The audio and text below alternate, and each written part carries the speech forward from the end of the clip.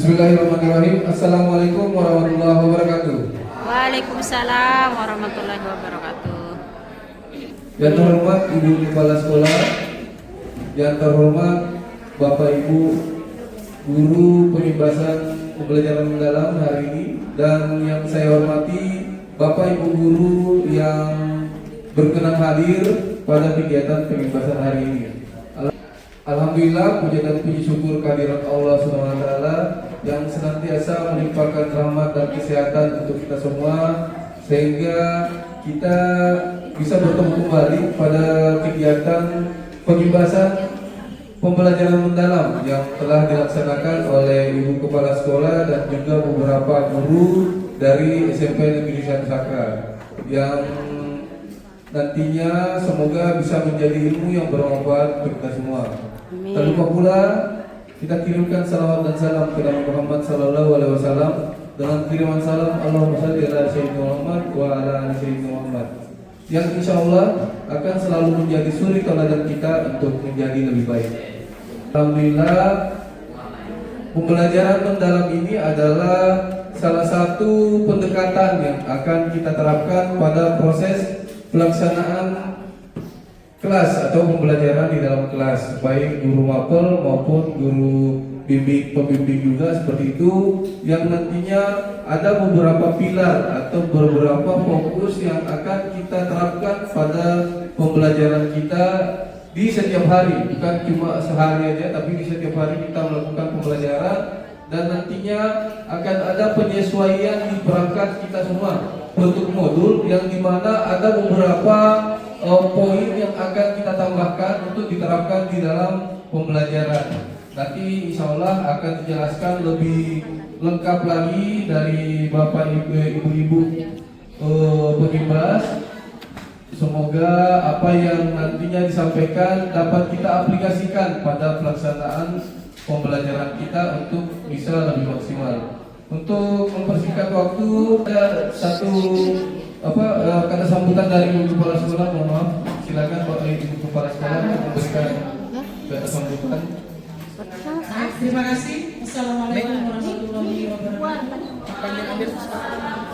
Sini nih, mungkin ini. Dalam rangka kita sukseskan program pendidikan yang kita tahu bahwa tahun ini terjadi banyak perubahan.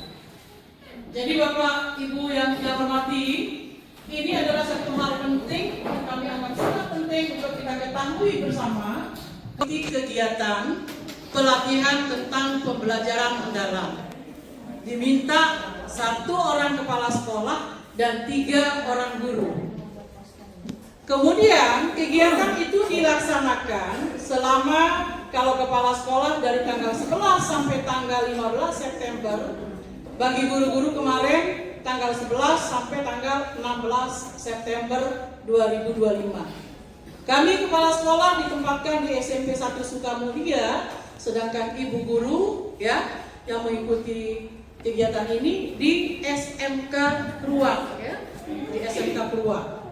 Jadi kegiatan ada melalui istilah kegiatan in job training pertama, kemudian OJT ya, on job training, dan nanti pada bulan November kami akan kembali mengikuti kegiatan in job training kedua. Nah, sebagai bentuk tanggung jawab kegiatan kami sudah melaksanakan mengikuti kegiatan pelatihan ini, maka kami punya tugas untuk melakukan kegiatan OJT ini dengan mengimbaskan materi yang kami peroleh di sana. Jadi saya yakin mengenai pembelajaran mendalam ini Bapak Ibu sudah dengar, sudah tahu, tapi mungkin belum sepenuhnya mengetahui bagaimana. Iya. Jadi pembelajaran mendalam istilahnya deep learning. Memang banyak istilah baru di sini yang kita, tapi sebenarnya pada dasarnya itu sudah kita kerjakan Bapak Ibu. Iya, jadi namanya yang berubah. Walaupun demikian, tapi ada juga si pengembangannya. Ya, kita masuk dengan materi ini. Ya, kita tahu dulu dari pola pikir dulu kita berangkat. Mari kita introspeksi diri Bapak Ibu. Bagaimana pola pikir kita selama ini dalam melaksanakan tugas kita di sekolah ini. Pola pikir, ada yang dikatakan dengan pola pikir tetap, yang monoton. Sudah begitu, biarkan begitu saja lah. Fixed mindset, pola pikir tetap. Jangan kita pungkiri, ini masih banyak kita begitu. Kita lihat anak kita begini, biarkan aja. Nah, ini yang namanya pola pikir tetap. Sementara di dalam pembelajaran mendalam, kita diminta untuk pola pikir kita ini berkembang. Ya. Jadi growth mindset. Ini tantangan kita yang pertama Bapak Ibu. Supaya kita dapat melaksanakan pembelajaran mendalam ini dengan baik. Lalu apa itu pembelajaran mendalam? Ya, atau belum ke pola pikir dulu. Apa itu pola pikir tetap dan pola pikir berkembang? Jadi dikatakan pola pikir tetap adalah suatu keyakinan bahwa kecerdasan, bakat, dan kemampuan seseorang itu bersifat bawaan dan tidak dapat diubah atau ditingkatkan. Itu sebagai dasar pola pikir tetap. Ya. Kalau kita pikir-pikir kan ini jelas tidak pas ini.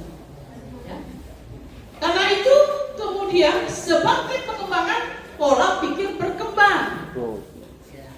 Nah, pola pikir berkembang ini bagaimana? Pola pikir berkembang atau bertumbuh ini dimaksudkan dengan keyakinan kita bahwa kecerdasan, kemampuan bisa dikembangkan secara tidak terbatas lewat proses belajar dan berusaha. Ya, jadi ini pola pikir bertumbuh. Nah, sekarang yang menjadi kendala, bisakah kita mengubah pola pikir kita yang sudah tertanam selama ini, yang merupakan pola pikir tetap itu menjadi pola pikir yang bertumbuh? Bagaimana caranya? Ya. Dalam pola pikir tetap, ya, bila kita menemukan tantangan, itu lebih baik menghindar, cari amal. Pola pikir tetap itu tidak mau dia ada tantangan. Sementara kalau pola pikir bertumbuh, tantangan itu dianggap sebagai apa namanya? Ya, diterima sebagai tantangan yang harus dihadapi. Ya, itu pola pikir bertumbuh. Ya. Kemudian pola pikir yang menggambarkan itu pola pikir tetap bila ada hambatan. Tentu dalam setiap berkegiatan kita akan tentu temukan yang namanya tantangan, hambatan, ya, dan sebagainya. Tapi kalau pola pikir kita tetap, hambatan itu kita tidak berani hadapi, menyerah, sudahlah saya tidak bisa, yang lain saja, menyerah kita. Ini pola pikir tetap. Tetapi kalau pola pikir kita berkembang atau bertumbuh, maka kita akan bertahan menghadapi itu hambatan, ya, dan terus mencari solusinya. Kemudian area kunci yang ketiga, usaha. Pada pola pikir tetap, usaha dikatakan mubazir. Percuma, masih begitu-gitu doang dia. Sering kan kita begitu. Jangan kita, ya, menutup diri dengan ini. Kalau ada kita temukan siswa kita sekatnya berubah, wah mubazir, wah mulai genung. Begitu ya Bapak Ibu ya. Wah enggak tahu, wah ini tidak bau berubah. Nah, ini pola pikir kita. Seharusnya kita berpikir bahwa usaha itu dilakukan sekeras mungkin. Sebab ini adalah satu-satunya cara untuk sukses. Jadi kita perlu memotivasi siswa kita supaya dia mau berusaha. Tapi kita dulu ini yang harus tanamkan dulu ini Bapak Ibu. Dari kita Bapak Ibu guru sebagai guru di sini harus kita tanamkan juga ini pola pikir bertumbuh ini. Kemudian yang yang berikutnya ada kritik. Misalnya kita dikritik, ya. Kalau kita punya pola pikir tetap, kita anggap kritik itu merupakan serangan pribadi yang harus ditolak, tidak mau dikritik, ya. Jadi kita tertutup dengan kritikan, ya. Mari kita berubah Bapak Ibu. Kritik bukan untuk menjatuhkan, tetapi untuk memperbaiki apa yang masih kurang baik. Nah, pola pikir bertumbuh, kritik dianggap sebagai sebuah ancaman yang membuatnya relatif dan terlihat kurang sukses. Jadi itu kritik itu. Saya gagal, ya mungkin karena ini, kritikannya ini. Ya, jadi sekali lagi pola pikir kita ini yang harus kita ubah. Terakhir, jika kita melihat orang lain sukses, ya, pola pikir tetap akan berpikir bahwa kesuksesan orang itu merupakan sebuah masukan yang berguna untuk memperbaiki diri. Ya, pola pikir sukses orang lain. Tetapi kalau pola pikir bertumbuh, ini menjadi inspirasi agar bisa melakukan hal yang sama. Jadi motivasi kita. Ya. Bapak Ibu yang saya hormati, mari kita evaluasi diri kita selama ini sebagai guru di SMP Negeri 1 Satra ini. Apakah kita pernah memiliki pola pikir yang tetap? Saya yakin tentu pernah ini. Ya. Terus terang, saya kepala sekolah pun pernah. Ya, mungkin sering juga katanya menghadapi bapak ibu yang begini begitu, boleh nggak? Sudah sulit saya memperingatkan menghadapi siswa-siswa kita yang begini begitu juga. Tetapi mari kita sama-sama bapak ibu ya, mari kita pelan-pelan memperbaiki ini, ya. Nah, kalau kita perhatikan lagi, ya, suara pola pikir tetap dengan suara pola pikir bertumbuh, tentu ini ada perbedaan. Misalnya, saya berpikir, saya gagal, berarti saya sudah tidak mampu. Ya, itu pikir tetap itu, PPT.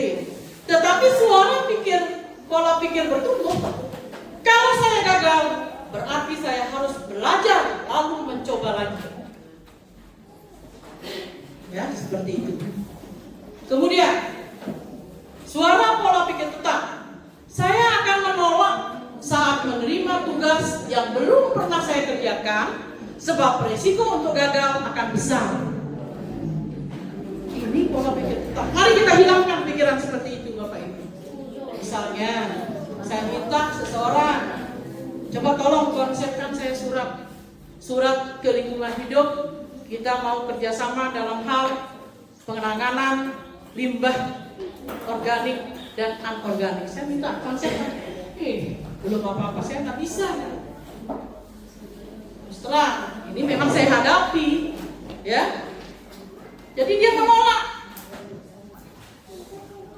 Nah, dari yang bersangkutan seharusnya memiliki pola pikir bertumbuh itu, ya, dia akan menerima pekerjaan itu yang belum pernah dikerjakannya itu, sebab ini adalah peluang untuk dia belajar.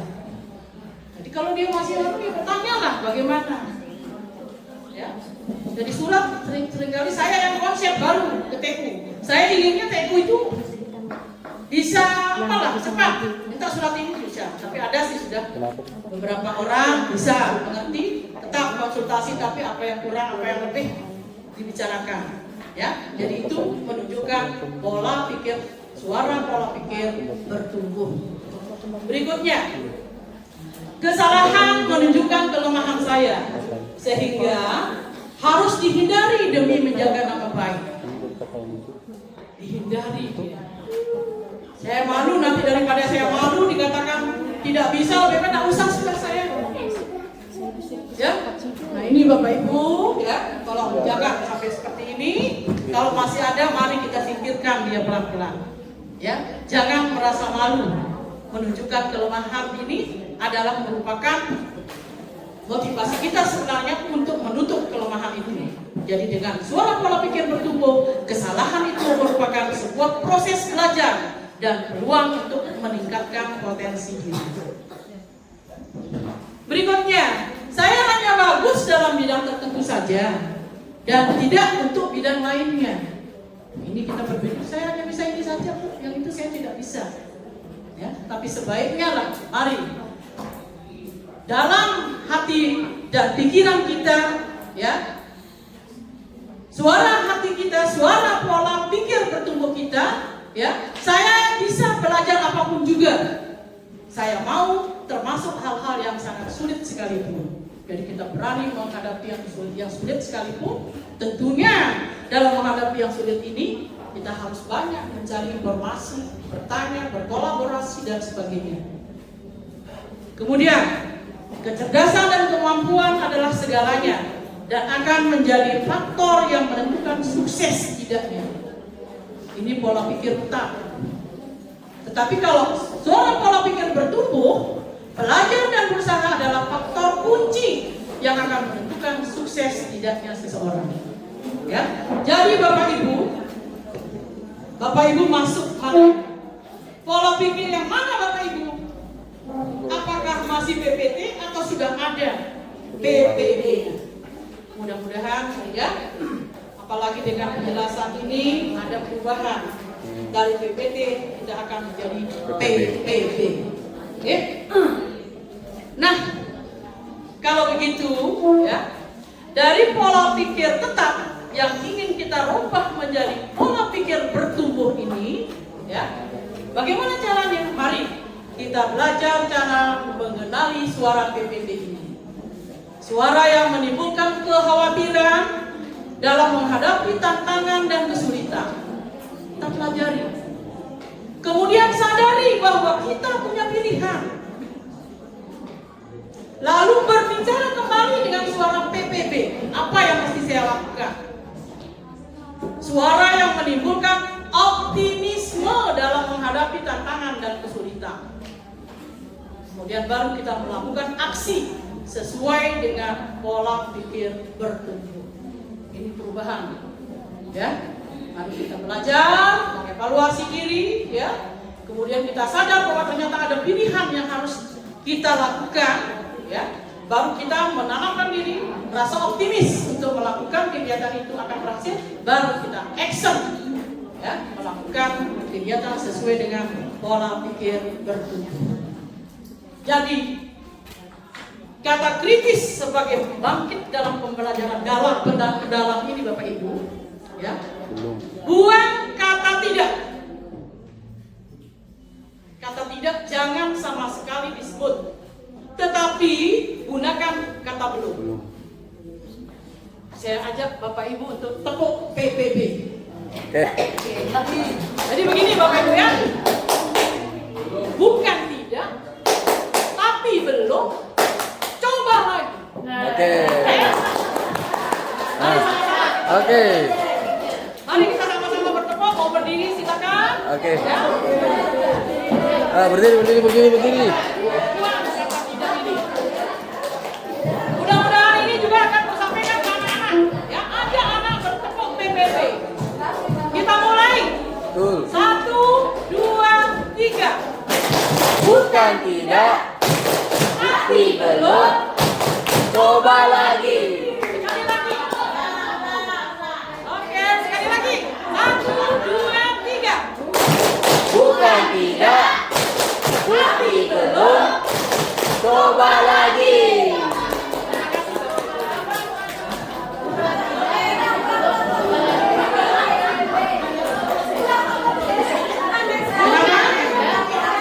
Oh, belum dibantu. Udah ada Ya, kalau ada dokumentasi ya. Ada. Dokumentasi juga akan kita sangat lakukan ya. Udah. Oke, apa perlu diulang lagi? Perlu. Ulang sekali lagi Bapak Ibu. Oke. Ulang sekali lagi. Baik. Berdiri. Kita mulai sekali lagi. Siap? Siap. 1, 2, 3. Bukan tidak, tapi belum. Coba lagi.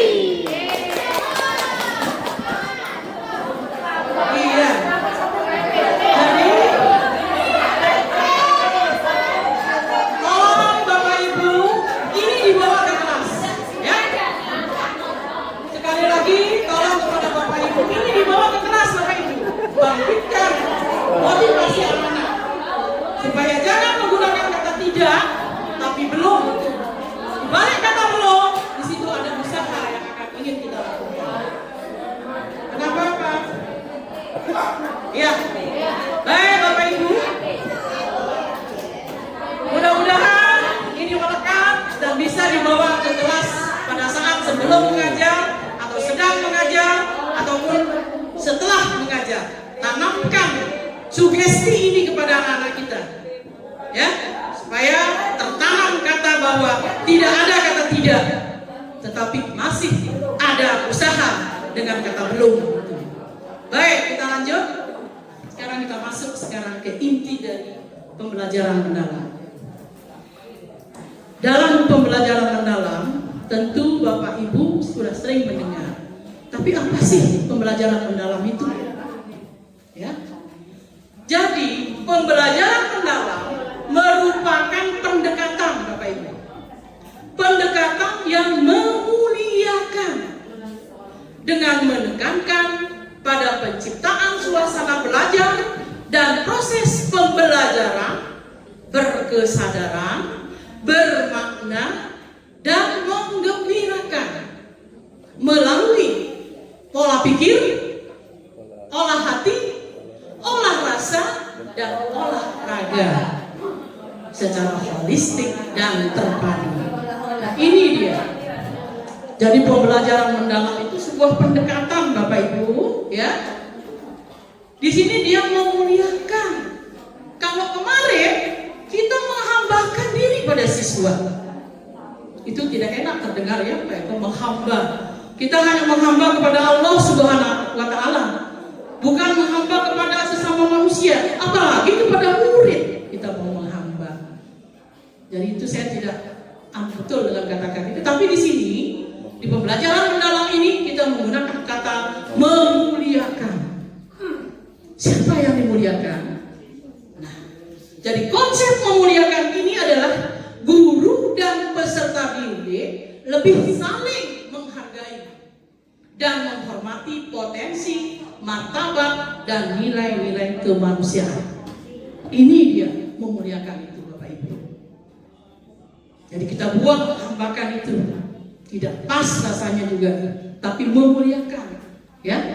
Ini kita selalu ingat bahwa dalam kita mengajar siswa kita muliakan, ya, kita muliakan, kita menghargai dan menghormati potensinya, martabatnya, dan nilai-nilai kemanusiaannya.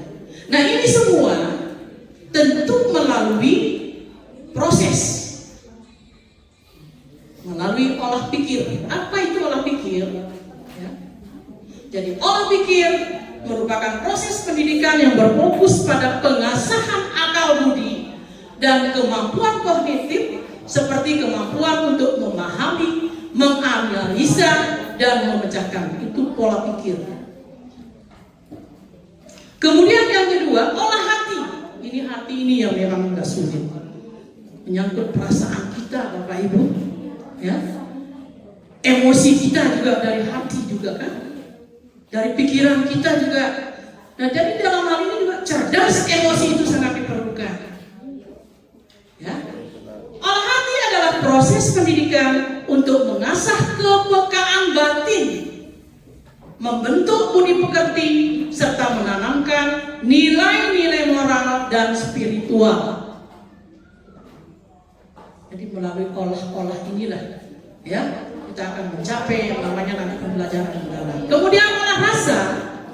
Olah rasa adalah sebagai proses pendidikan yang bertujuan untuk mengembangkan kepekaan estetika, empati, dan kemampuan menghargai keindahan serta hubungan antar manusia.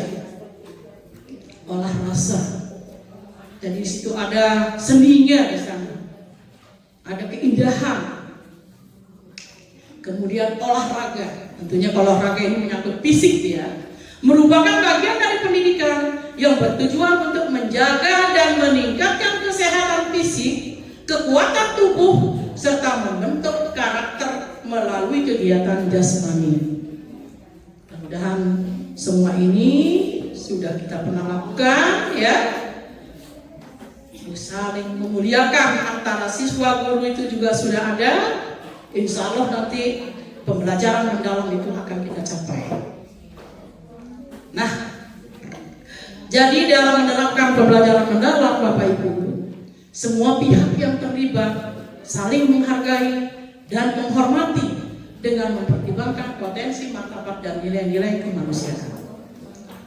Pembelajaran mendalam itu melalui prinsip.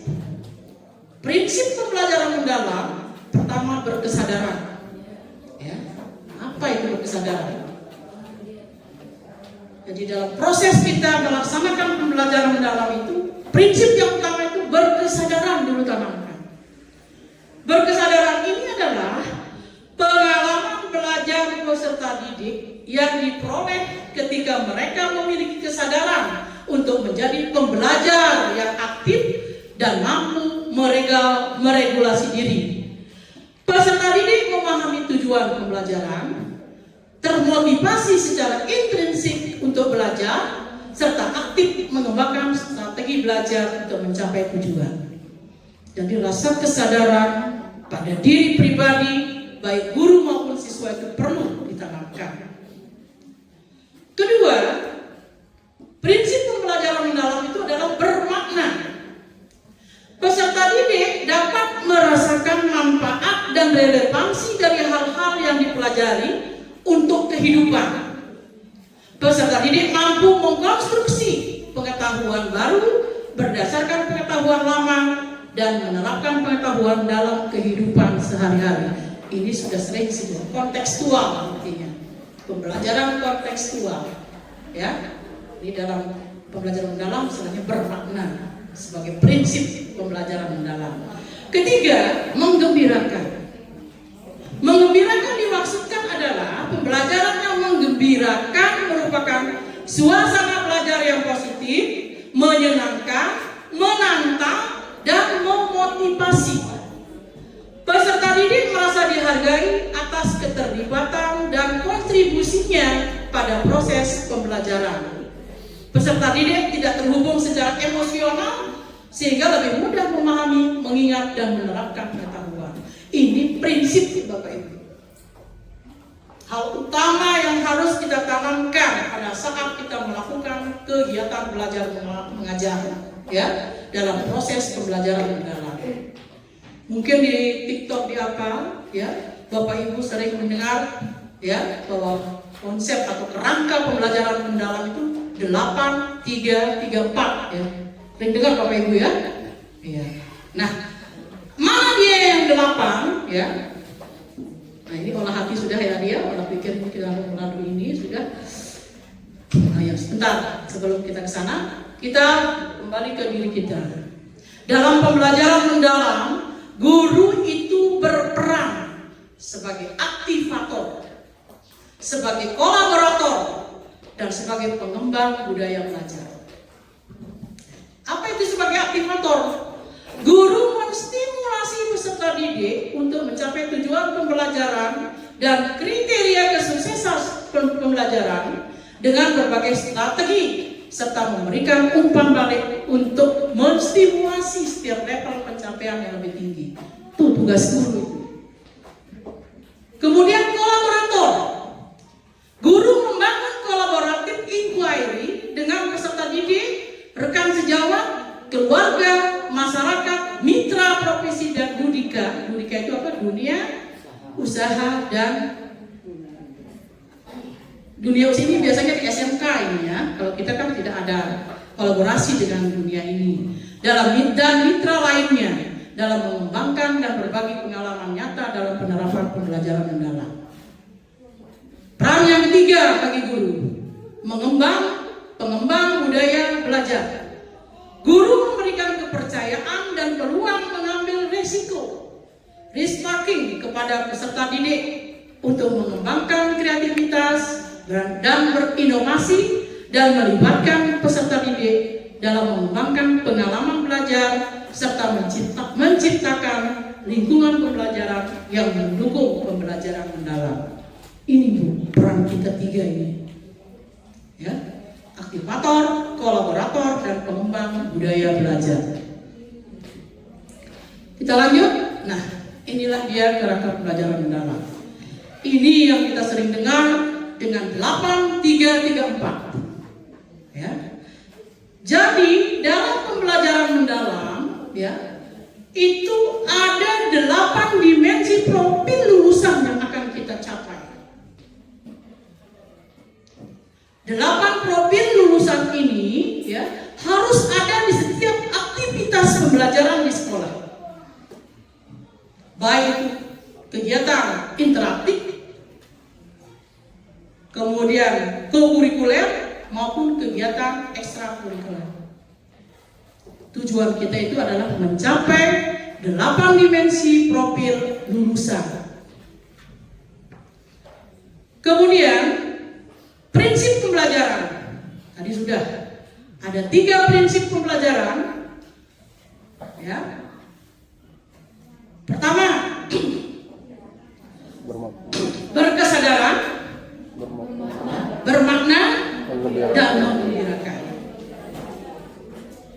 Kemudian 3 lagi pengalaman belajar dalam kegiatan belajar mengajar. Dalam pembelajaran mendalam ini ada 3 pengalaman belajar yang harus dimiliki oleh setiap siswa kita.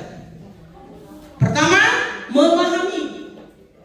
Ya, jadi pastikan anak-anak memahami apa yang kita berikan.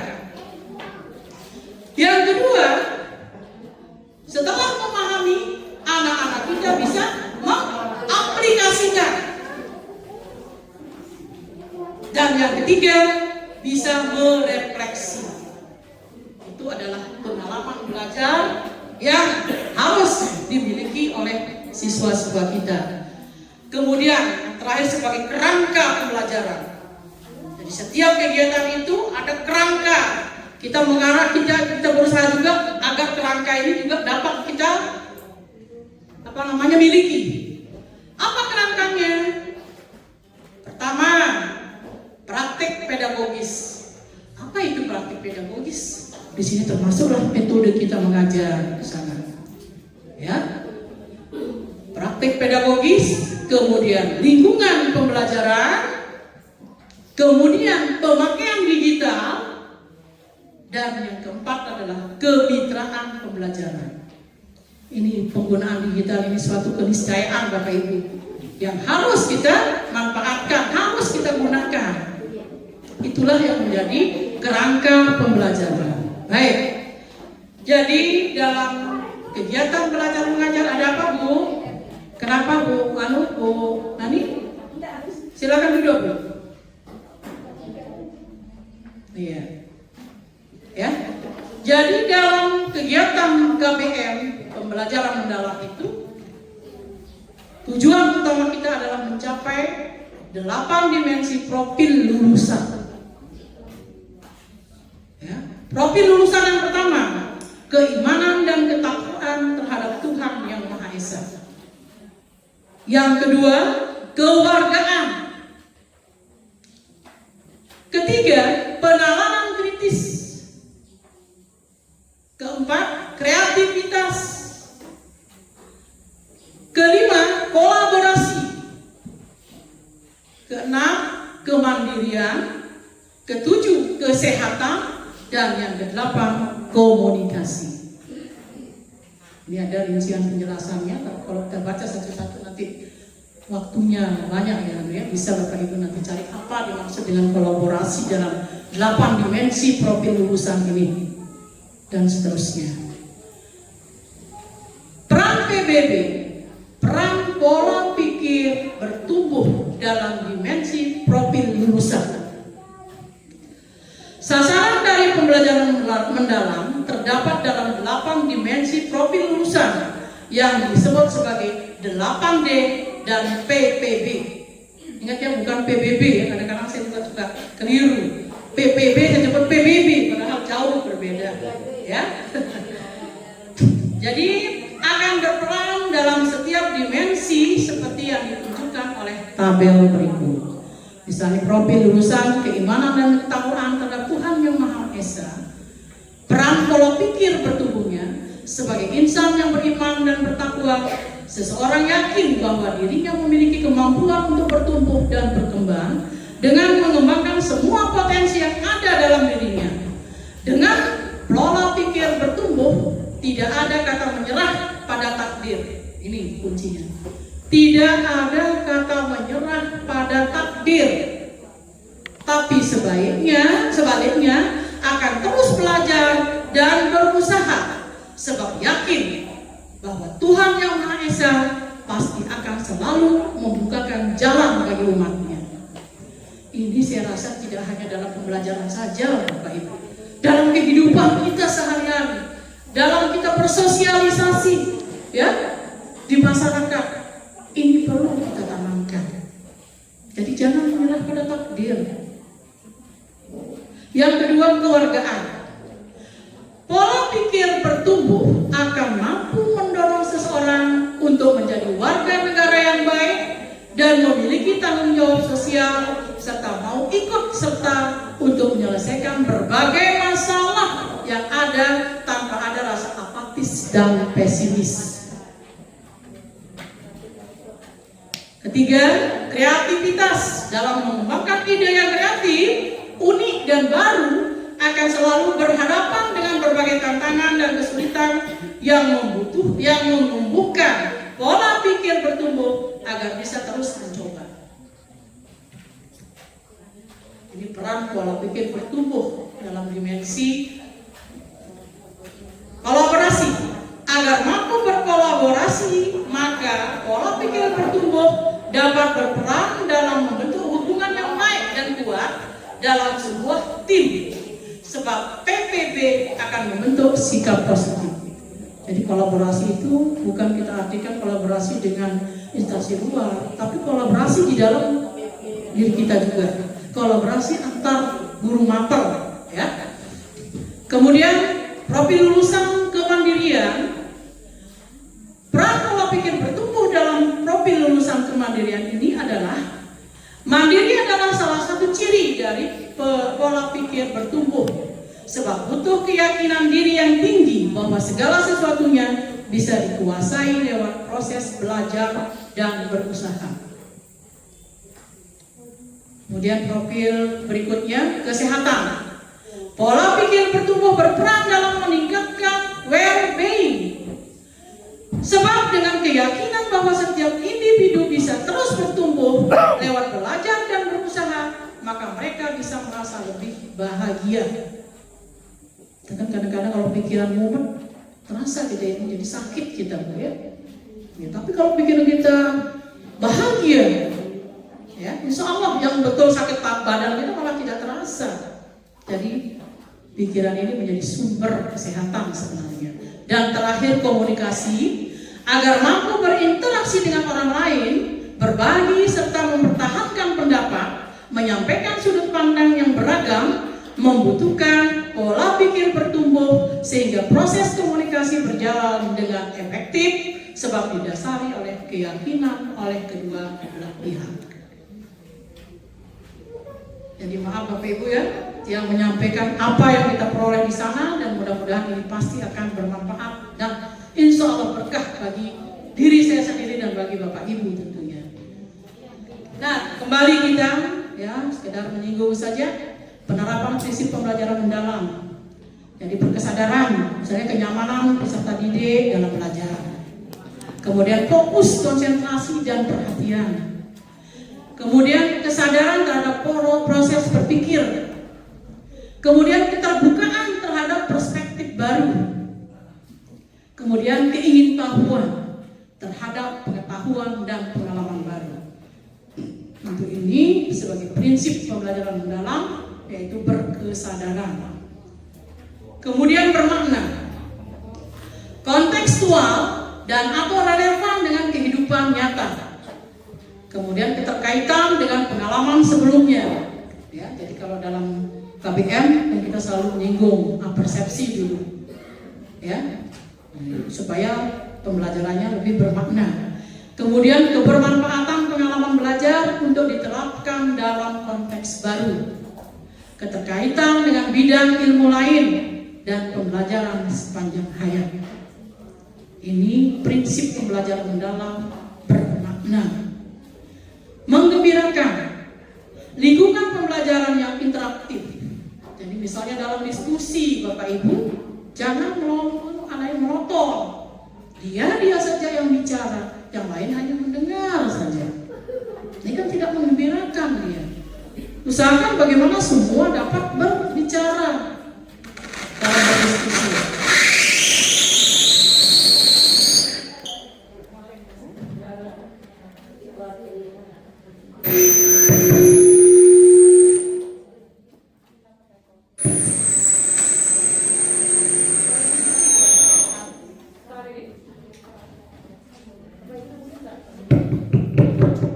Tes satu. Tes 1, 2 ya bisa. Jadi dalam prinsip pembelajaran mendalam kita harus bisa membuat suasana itu menggembirakan, ya, menggembirakan bagi siswa dan guru tentunya. Kalau guru tidak gembira masuk mengajar, bagaimana siswa juga akan bisa, ya? Kegembiraan pada diri kita itu akan terpancar nanti, ya, akan tersalurkan, akan berimbas kepada siswa kita. Jangan sampai kita punya masalah di rumah, kita bawa ke sekolah, sehingga penampilan kita ngerebut aja ngajar. Bagaimana anak-anak bisa bergembira, ya? Kalau gurunya saja banteng doang mukanya di depan kelas, ya. Ya, mari kita hindari itu. Baik, pengalaman belajar, memahami, mengaplikasi dan merefleksi, ya. Dan itu kita saja. Kerangka pembelajaran, nah ini praktik pedagogis. Maksudnya adalah strategi mengajar yang dipilih guru untuk mencapai tujuan belajar dalam mencapai dimensi profil lulusan. Untuk mewujudkan pembelajaran mendalam, guru berfokus pada pengalaman belajar peserta didik yang autentik, mengutamakan praktik nyata, mendorong keterampilan berpikir tingkat tinggi dan berkolaborasi. Kemudian yang kedua, kemitraan pembelajaran. Membentuk hubungan yang dinamis antara guru, peserta didik, orang tua, komunitas, dan mitra profesional. Pendekatan ini memindahkan kontrol pembelajaran dari guru saja menjadi kolaborasi bersama. Jadi dengan kemitraan dengan orang tua juga akan mengontrol, ya, kegiatan belajar anak kita. Lingkungan pembelajaran menekankan integrasi antara ruang fisik, ruang virtual, dan budaya belajar untuk mendukung pembelajaran mendalam. Ruang fisik dan virtual dirancang fleksibel sebagai tempat yang mendorong kolaborasi, ya, refleksi, eksplorasi, dan berbagai ide sehingga dapat mengakomodasi berbagai gaya belajar peserta didik dengan optimal. Terakhir, pemanfaatan digital. Pemanfaatan teknologi digital juga memegang peran penting sebagai katalisator untuk menciptakan pembelajaran yang lebih interaktif, kolaboratif, dan kontekstual. Tersedianya beragam sumber belajar menjadi peluang menciptakan pengetahuan bermakna pada peserta didik. Tapi mohon maaf Bapak Ibu, dalam KBM kita kadang-kadang kita tidak kurang pertimbangkan kalau kita menyuruh anak-anak bawa HP. Ya, maka pembelajaran digital harus ada sarana. Tapi tak besok bawa HP yang mana? Pada jam pelajaran tertentu. Tapi pemanfaatannya Bapak Ibu, ya, namanya anak-anak kita nanti pembelajaran yang menyuruh bawa HP itu nanti dia jam ke-5. Dari jam pertama sudah dia main itu HP. Ya. Kemudian itu yang lain-lain dibuka, game lah yang dibuka, ini itulah yang dibuka. Ya, jadi dalam pemanfaatan digital ini kita dituntut untuk pengawasan juga Bapak Ibu. Memang suatu keniscayaan tidak bisa tidak kita untuk memanfaatkan digital ini. Tapi pemanfaatannya juga harus kita pantau. Oke, Bu Jubaidah bisa lihat ke sini enggak? Pindah dulu kelas ini mungkin ada. Di sana apa yang bisa dilihat Bu? Cuma suara saja. Baik. Nah sekarang kita masuk ke implementasinya Bapak Ibu. Kita sudah tahu bagaimana pembelajaran mendalam, sekarang kita ingin implementasi. pembelajaran mendalam. Pertama, perencanaan.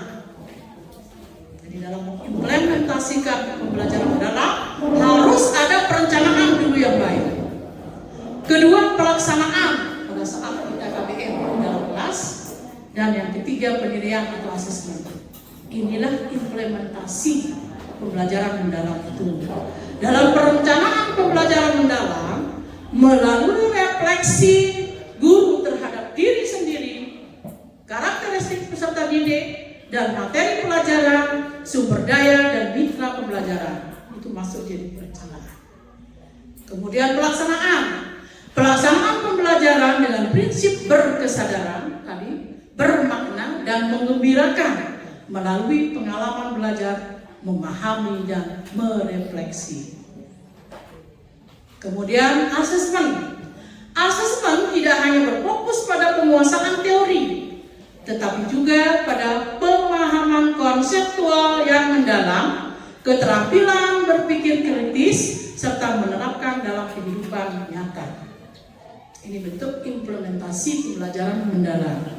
Nah, masuk kita ke perencanaannya. Jadi ibu akan menyusun, ya, istilahnya kalau RPP namanya atau modul, ya, dengan menyusun perencanaan pembelajaran mendalam ini dengan sistematika. Pertama, identifikasi, ya. Pada identifikasi itu, ya, dilihat kesiapan peserta didik, kemudian memahami karakteristik materi pelajaran, dan menentukan dimensi profil lulusan. Nah, ini dia. Jadi dalam identifikasi harus dicantumkan dimensi profil lulusan yang diharapkan dalam pembelajaran saat itu. Kemudian desain pembelajaran, menentukan capaian pembelajaran. Saya yakin Bapak Ibu ini sudah tahu, ya. Dan insya Allah buku Bapak Ibu sudah kita siapkan di perpustakaan. Silakan cari, ya. Jadi buku, apalagi buku coding juga sudah ada. Memang ada beberapa yang belum datang, tapi silakan dicek ya di perpustakaan, ya. Kemudian menentukan topik pembelajaran yang kontekstual dan relevan, itu didesain dia. Kemudian mengintegrasikan lintas disiplin ilmu yang relevan dengan topik, menentukan tujuan pembelajaran, menentukan kerangka pembelajaran, yaitu praktek pedagogisnya, kemitraannya, lingkungan pembelajarannya, dan pemanfaatan digital. Kemudian yang ketiga, pengalaman belajar.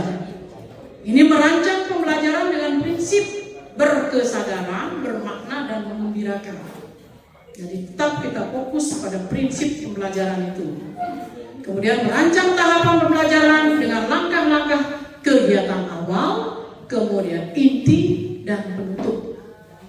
Ya, ini kan selalu ada dalam perencanaan kita, ya. Kemudian mendeskripsikan pengalaman belajar, memahami, mengaplikasi, dan merefleksi. Terakhir, asesmen atau penilaian. Pada asesmen ini, ya, dapat dilakukan sebagai asesmen pada awal pembelajaran, mungkin bisa secara lisan, ya. Kemudian asesmen pada proses pembelajaran, tanya jawab barangkali di sana, dan asesmen pada akhir pembelajaran. Kita lihat sekarang, ya, inquiry kolaboratifnya pada tahap identifikasi, membuat perencanaan, pelaksanaan, dan pengukuran atau di sini refleksinya. Jadi kita pada tahap ases ini atau identifikasi ini, tahap pertama dalam siklus inquiry kolaboratif adalah identifikasi, yaitu proses memahami secara mendalam siapa murid yang ada di hadapan kita. Ya, jadi kita tadi sudah saling memuliakan, kita paham dulu siapa murid kita itu, ya, dan apa fokus inquiry kolaboratif yang ingin disasar. Kemudian desain atau perancangan. Setelah memahami secara mendalam siapa murid yang ada di hadapan kita, pada tahap access tadi atau identifikasi tadi, tahap berikutnya dalam siklus inquiry kolaboratif adalah merancang pembelajaran yang bermakna, adaptif, dan menantang. Baru kemudian kita implementasi pelaksanaannya. Pada tahap implementasi adalah fase di mana guru dan tim kolaboratif secara bersama-sama menerapkan rencana tindakan yang telah disusun dalam proses inquiry untuk meningkatkan kualitas pembelajaran.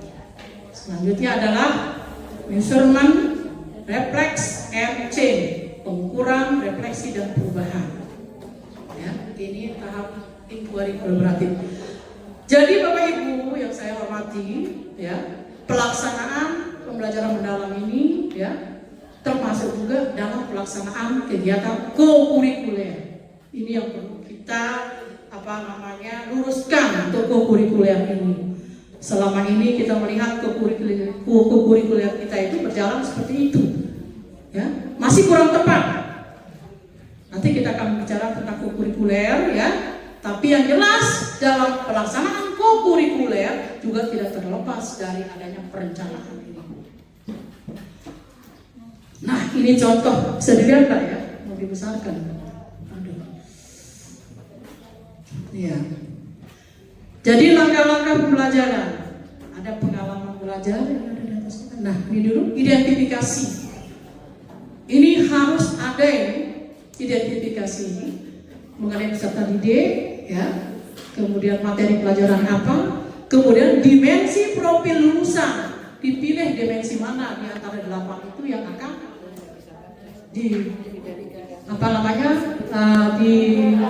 iya. Jadi harus dibuat begini Bapak Ibu.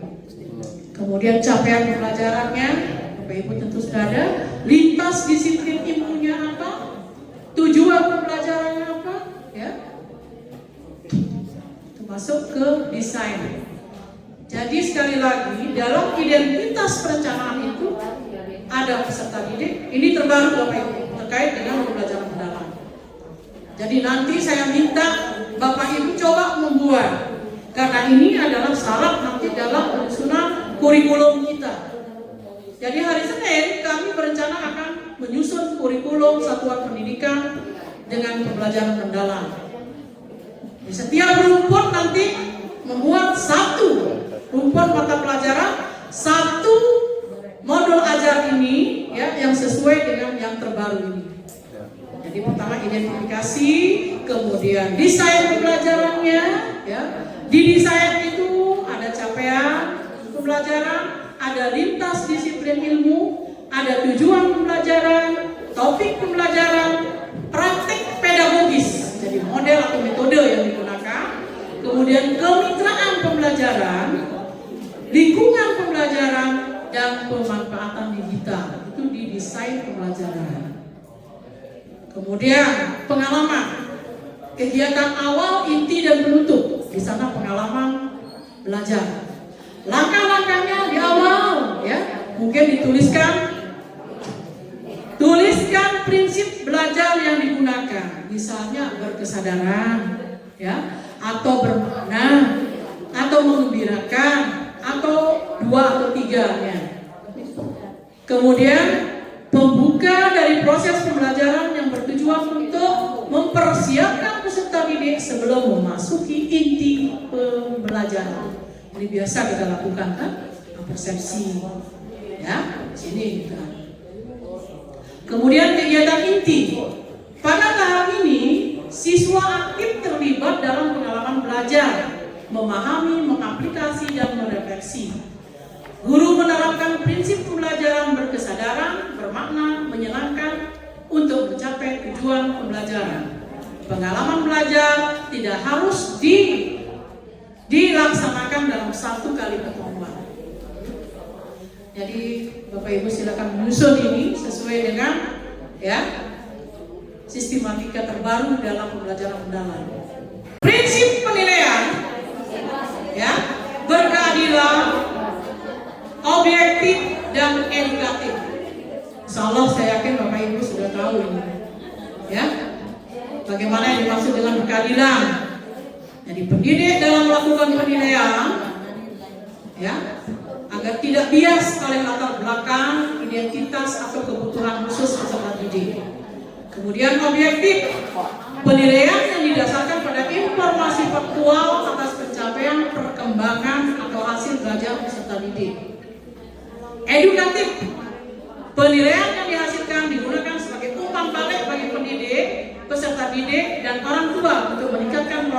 pembelajaran dan hasil belajar. Selanjutnya, asesmen pada pembelajaran mendalam ya merupakan asesmen formatif dan sumatif yang diterapkan dengan penekanan pada asesmen autentik dan holistik. Ya. Ini penilaian pada pembelajaran mendalam itu harus autentik dan holistik.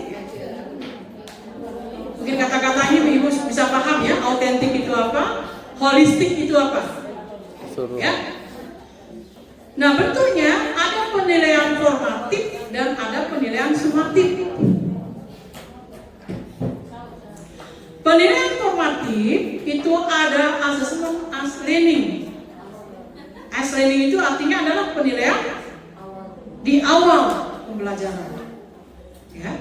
Jadi untuk refleksi diri murid dan refleksi proses pembelajaran. Contoh, ada jurnal reflektif, kemudian ada self assessment, kemudian peer assessment, checklist kemajuan belajar dan lainnya.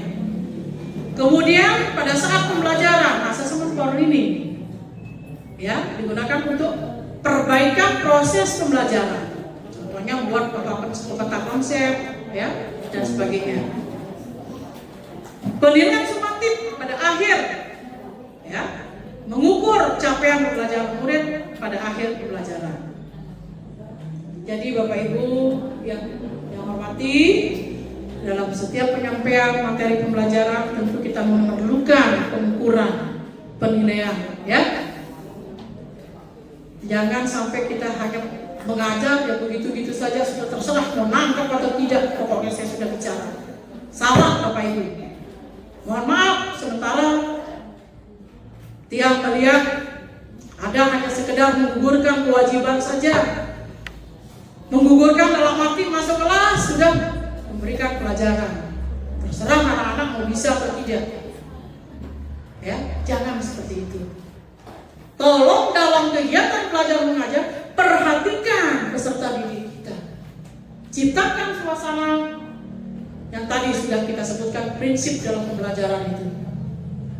Jangan asal masuk sudah ibu bapak hanya duduk di bangku ngomong anak sana kemari tidak dipedulikan. Ya, mari kita berubah Bapak Ibu. Oke? Sekian dan terima kasih. Baik. Oke, bismillahirrahmanirrahim. Assalamualaikum warahmatullahi wabarakatuh. Saya yang ikut senang masih ngos-ngosan. Sekali lagi, assalamualaikum warahmatullahi wabarakatuh.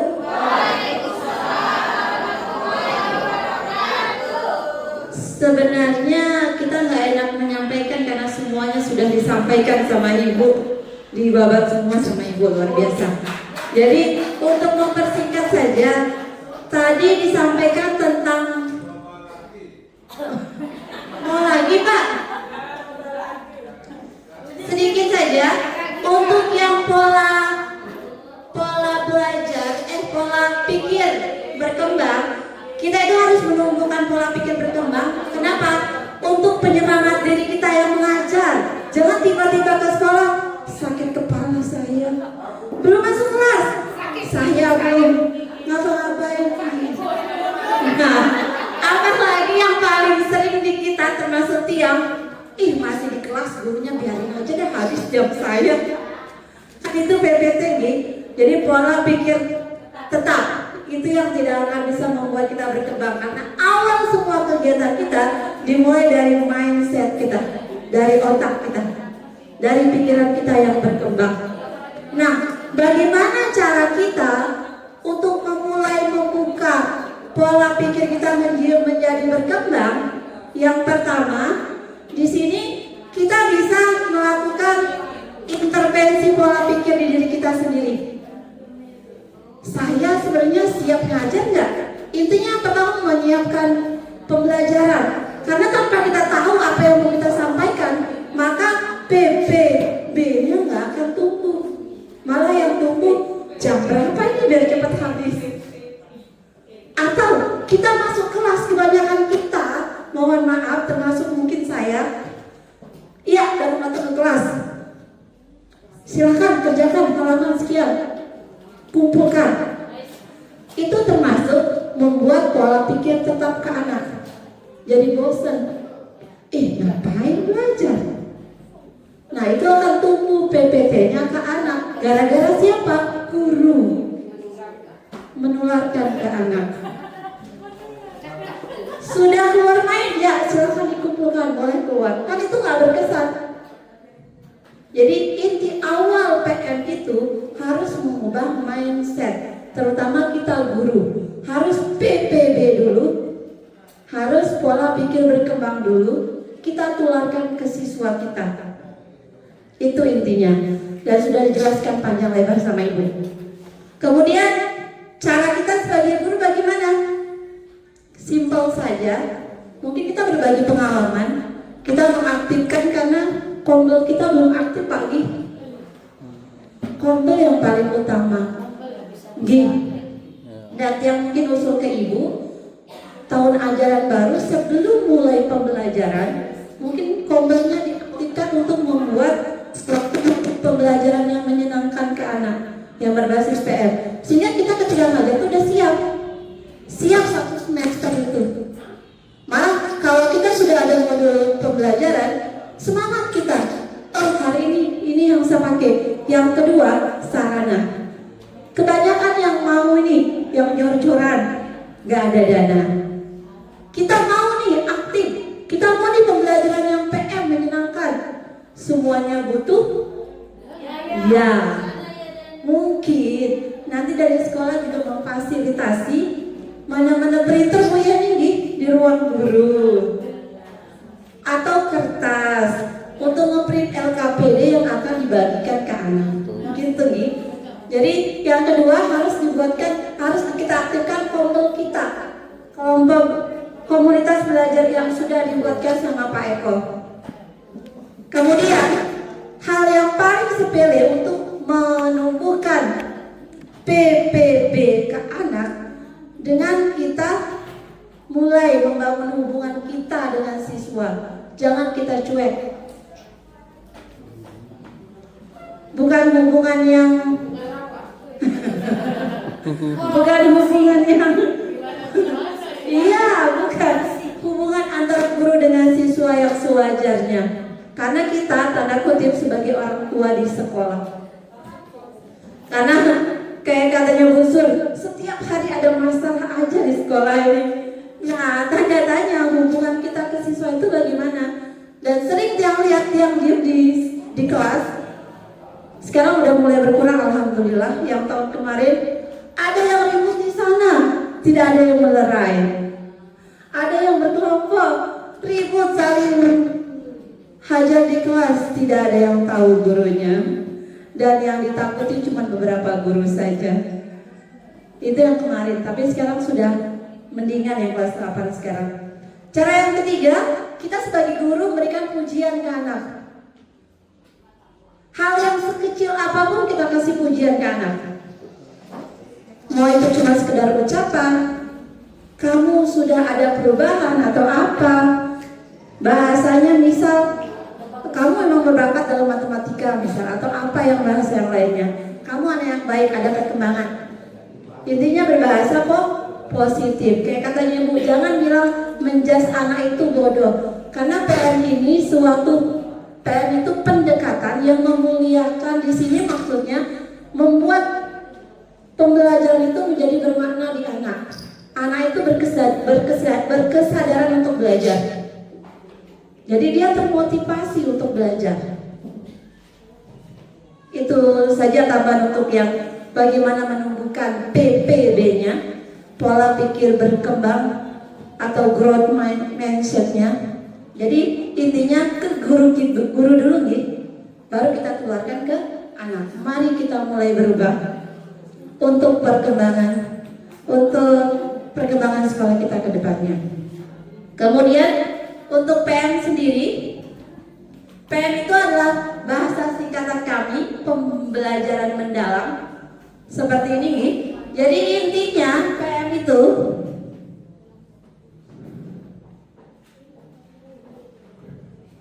yang tampilkan sedikit.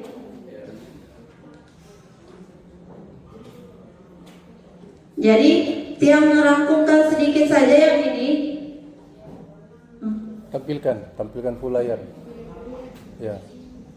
Klik terus full layar. Itu. Mana dia? Yang bawah, yang biru bisa juga. Yang biru tengah bawah. Oke, nah yang ini. Jadi intinya PM atau pembelajaran mendalam itu bukan suatu kurikulum baru, bukan. Just hanya pendekatan pembelajaran.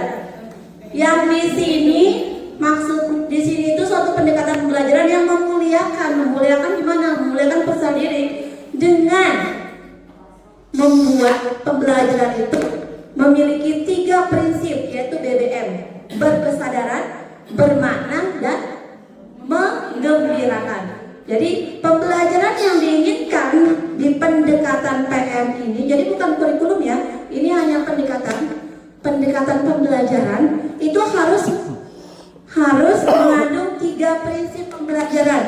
Bisa kita singkat dengan BBM, yaitu berkesadaran, bermakna, dan mengembirakan. Kemudian PM ini juga harus mengandung 3 pengalaman belajar, yaitu memahami, mengaplikasi, kemudian terakhir merefleksi.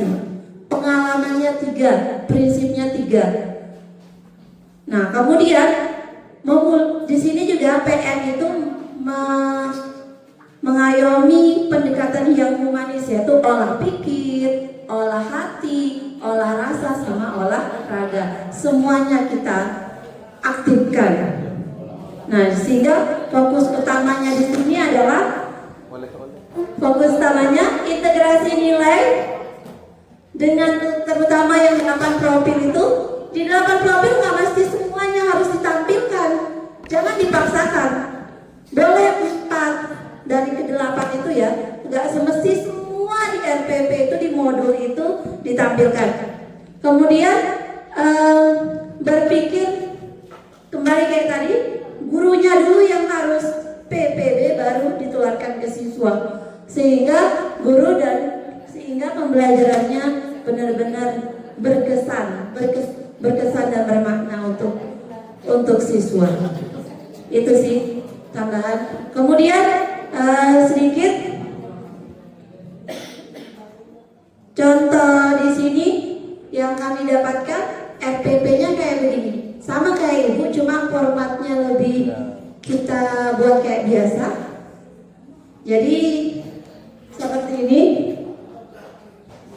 sama nama identitas ini ya, identitas ada peserta didiknya, mata pelajarannya, dimensi profil lulusannya, contohnya nama sekolah, nama guru, mapel kelas. Kemudian desain pembelajarannya seperti ini. Di desain itu ada yang seperti yang dibilang ibu tadi, capaian pembelajarannya, lintas disiplin ilmunya, topik pembelajarannya, kemitraannya, pemanfaatan digitalnya. Boleh? Kemudian di pengalaman belajar. Boleh satu pertanyaan sambilan supaya saya tidak lupa, supaya ini tapi saya tes. Saya ingin bertanya sambil saya ingat gitu. Sepertinya nanti akan ada kesulitan yang ditemukan oleh teman-teman. Seperti bagaimana sih merumuskan itu capaian pembelajaran yang benar? Bagaimana sih merumuskan dimensi lulusan yang benar? Maksudnya kan ada 8 dimensi lulusan. Takutnya nanti kalau misalkan teman-teman membuat misalnya topik A, bagaimana merumuskan dimensi profil lulusan atau 8-3-3-4 itu yang sesuai dengan topik itu. Nah, itu mungkin yang bisa nanti dibahasakan ke teman-teman. Terima kasih. Oke, terima kasih Pak Eko. Jadi yang lanjut dulu nih jelas. Kemudian ada desainnya, ada pengalaman belajar dan asesmennya. Kenapa Ibu bilang 8-3-3-4? Biar itu tercapai di modul, bisa dibahasakan modul, bisa dibahasakan RPP. Gitu. Nah, kemudian yang bilang tadi di dimensi lulusan itu pilih 1-3 boleh, nggak mesti 8. Jangan dipaksakan 8. Minimal berapa? 1-3. 3, jangan sampai Enggak. maksudnya Minimal 1. 4 kayaknya ya. 4 kemarin ya. 1 sampai 3. 4 kalau di pelajaran tahunan itu minimal 4. Tapi secara tidak langsung sudah kita laksanakan sebenarnya. Kemudian, oke, contoh yang lain seperti ini. Jadi kita dibilang tidak ada yang baku, yang penting masuk 8334. Kemudian, contohnya kayak gini. Ada bentuk formatnya seperti ini, tinggal dicentang. Iya. Tinggal dicentang identifikasi Tapi baru dimensi musket itu profilnya. gimana? Di RTP kita itu masuk apa aja, tinggal dicentang. Jadi enak. Tetapi merumuskan bahwa itu sesuai bagaimana? Oke, jadi mungkin nanti itu masuk di teknik membuat. Nah, kita dalam membuat modul itu kan harus buat dari CP dulu. Ibu yang di CP dulu. Dari CP terbaru ada tahun 2025 gitu. Betul, ada. Kemarin saya sudah sering kemarin. Di, Panduan gitu. ada yang terbaru katanya. Ada kemarin saya Ada yang terbaru, CP terbaru. Nah, di CP itu mungkin yang downloadin ada yang download. Coding kemarin itu ada di grup. Mungkin di downloadin. Ada panduan semua mapel kemarin dari BTK itu. Intinya dari CP dulu nih, di CP itu ada beberapa kompetensi itu untuk kelas 1, 2, 3, kelas 7, 8, 9. Sehingga kita mestinya harus sekompel itu saling diskusi loh sampai kompetensi mana untuk kelas 7, 8, 9 dibagi. Hasil satu kompetensi, misal nih ya, di situ terbaca mengidentifikasi. Nggak mesti harus kita bilang di situ di tujuan kita itu mengidentifikasi. Harus mulai dari yang paling sederhana melalui taksonomi yang sudah dijelaskan sama Pak Eko yang Taksonomi di ruangan. Ya. Jadi harus mulai dari yang sederhana dulu, sesuaikan dengan kemampuan siswa kita. Lihat CP dulu, kemudian baru kita tentukan tujuan pembelajaran. Ada alurnya CP, ATP, kemudian baru ke tujuan dan akhirnya nanti kita akan membuat modul. Kita nggak bisa buat modul kalau nggak tahu tujuannya apa, apa materinya apa. Itu semua bisa dilihat di CP. Nah nanti mungkin bisa di-share sama Pak Eko yang terbaru. Bapak.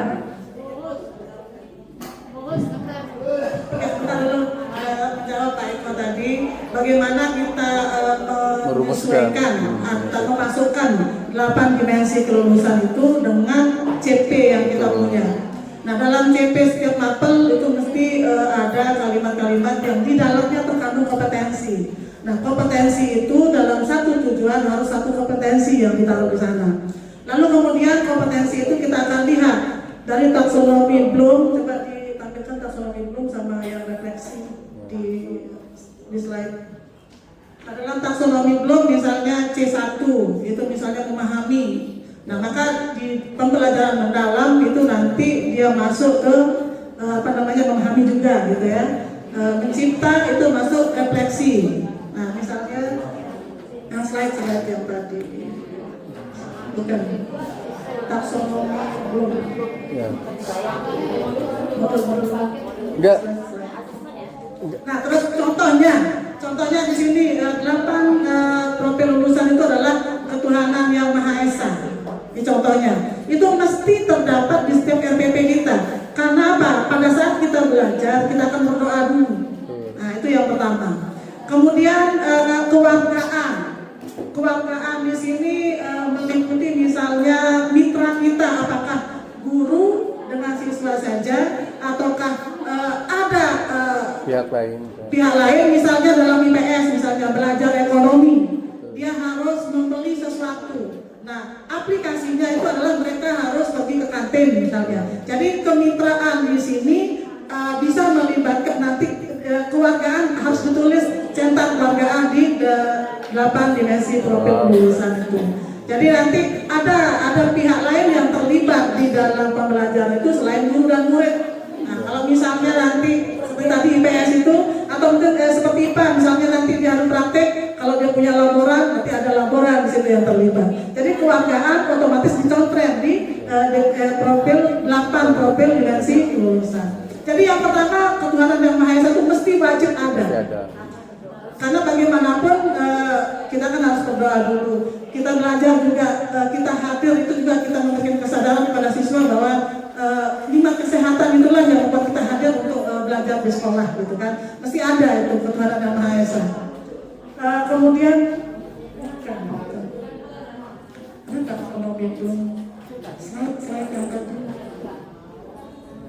Nah, ini kan beda taksonomi Solo kalau sekarang dipakai. Ada bisa taksonomi belum bisa.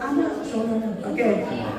Oke, Taksonomi jadi Solo. kalau misalnya di sini taksonomi belum itu mengingat ya, yang paling bawah itu mengingat, maka di pembelajaran mendalam itu memahami, masuk kategori memahami. Di taksonomi Solo di sini Ya.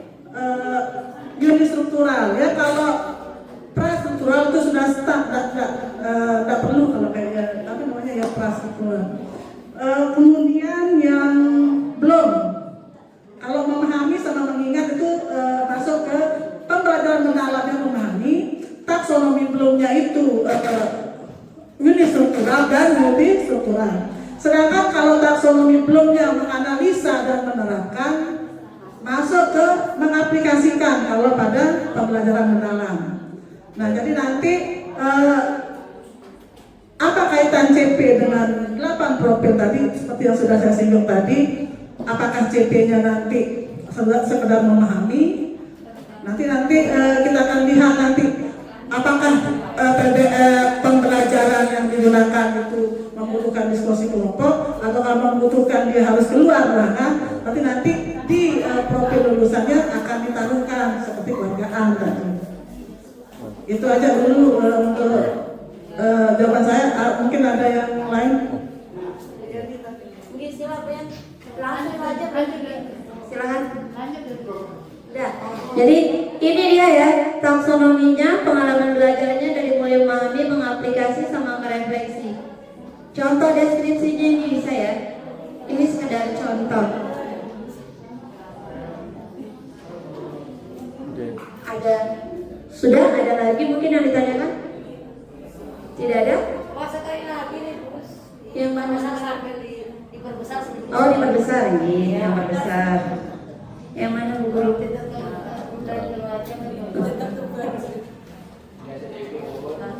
Nggi, silakan. Ya, musik dulu Pak Nggi. Pak musik silakan.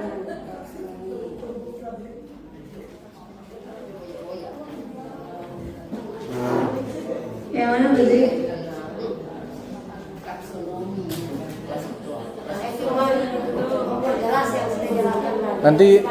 Nanti di share aja anunya ke grup supaya teman-teman baca. Karena kecil-kecil ya hurufnya ya. Pada taksonomi belum mencipta mengevaluasi di taksonomi Solo itu berpikir. Nah, pengalaman belajar yang 3 itu masuk merefleksi. Contoh deskripsinya memperluas, menerapkan ide, ini contohnya.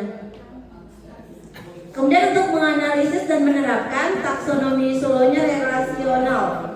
Pengalamannya masuk di mengaplikasikan.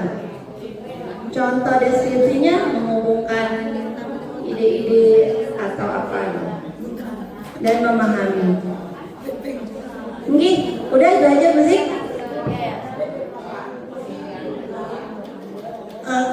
Sekali sedikit lagi untuk mengaplikasikan itu yang intinya kontekstual. Ya. Jadi kalau memahami itu mungkin teori, kalau aplikasi itu kontekstual untuk misalnya apa yang sudah kita ajarkan sesuai dengan fakta. Kita hadirkan fakta di kelas itu aplikasi. Jadi memahami. Ya. Nah, seperti korupsi MBG. Nah, itu contoh yang terlarang misalnya. Oke, jadi kalau memahami itu kita sedang menjelaskan teori-teori, kemudian begitu kita sampai ke tahap aplikasi, pada saat kita menjelaskan, kita juga mencari fakta yang relevan dengan teori yang sudah kita jelaskan. Itu masuk aplikasi. Dan ini